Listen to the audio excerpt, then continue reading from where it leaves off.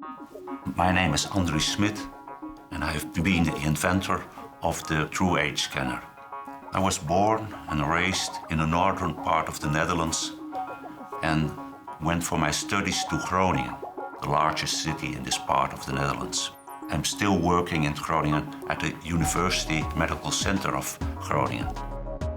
The hospital over here is the largest in the Netherlands and also one of the largest in Europe. My focus working in this hospital is on diseases of blood vessels. I have also been for many years responsible for the training of other medical doctors in this field of medicine. In my clinical practice, I see patients with high cholesterol, high blood pressure, thrombosis, diabetes. Many members of my family suffered from diseases like this. And I myself have, since 40 years approximately, diabetes. So this evoked my interest in this field.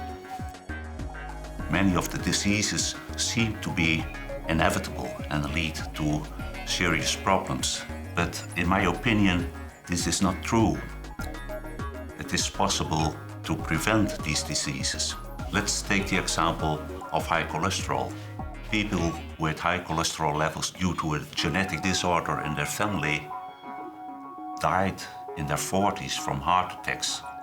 But now, since we can early detect the cholesterol levels and treat them with effective cholesterol lowering, they have got a normal life expectancy. And in my opinion, the same may hold true for advanced glycation end products. Advanced glycation end products are sort of sugars which stick to proteins and make them abnormal. They do not function properly anymore.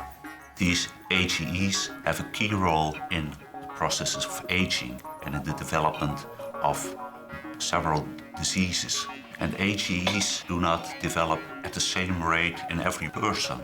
This difference allows you to pick out those who are the best candidates for starting interventions, preventing the AGEs from accumulating.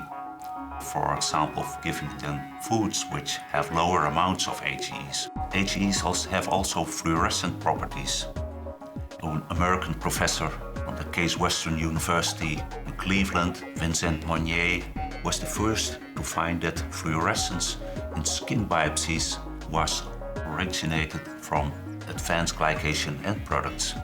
And over the following years, we were able to develop this finding into a very simple, non-invasive device, which is now TrueAge scanner. We have shown with the earlier types of this device that it's a clear predictor of increased mortality in several conditions. I appreciate the role of Marinda in making the TrueAge scanner available to you. The first non-invasive, reliable and stable device to assess AGEs. And I wish you all success in helping the world to understand the role of AGEs, the importance of assessing them with the TrueAge scanner, and your endeavors to manage AGEs in people who are getting older. Good luck and thank you.